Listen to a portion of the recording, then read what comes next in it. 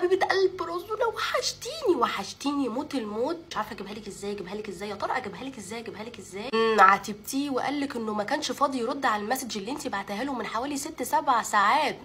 ما قالش كمان يا قله ذوقه يا بجحته يا شماتت اللي مش حبايب قلب رزوله فيا. طب بصي انا هقول لك كلمتين، عايزه تسمعيهم براحتك، مش عايزه تسمعيهم بس برضه هتسمعيهم عشان ما اجيبكيش. بصي انت عارفه انا ممكن اعمل فيكي ايه؟ محدش مشغول طول اليوم، يعني محدش ال 24 ساعه مش فاضي فيهم دقيقه لحظه ثانيه فيستو ثانيه، مفيش انسان كده. انا معاكي ان الاهتمام بيطلب، ايوه معاكي، بس ما تستغربيش.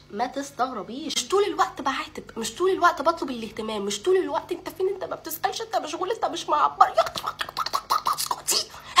بص احنا بني ادمين وربنا خلق لنا مخ وبنفهم، فانا ما ينفعش اجي اعاتبك ان التصرف ده بيضايقني مره واثنين وثلاثه وانت برضو تفضل تكرره. قلتها قبل كده في فيديو وهقولها لك تاني، خلي بالك هو عنده وقت يشتغل وينزل الجيم ويقعد على القهوه مع اصحابه وياكل ويشرب ويعمل كل حاجه، فما تخليهوش يقنعك ان هو ما عندوش 5 ثواني بس فاضيين في اليوم يرد على المسج اللي انت بعتها له. كلمه مشغول اللي بيقولها لك طول الوقت كل ما تروحي تعاتبيه دي وراها واحد مش بيفكر فيك اصلا، انت مش من اولوياته. انا مش بقومك على حد ولا بقويك عليه، ولكن انا بقول لك فوقي لنفسك وحطي نفسك اولويه. ارجوكي من عين قلب رزوله من جوه انا بترجاكي، وصلتيني لمرحله ان انا بتحايل عليكي حالا امسحي المسج الكبيره اللي انت كتبتيها وكنتي ناويه تبعتيها وتعاتبيه لي المره المليون. مفيش بني ادم في الدنيا مشغول 24 ساعه في 24 ساعه في 7 ايام في الاسبوع. ايه الجمله؟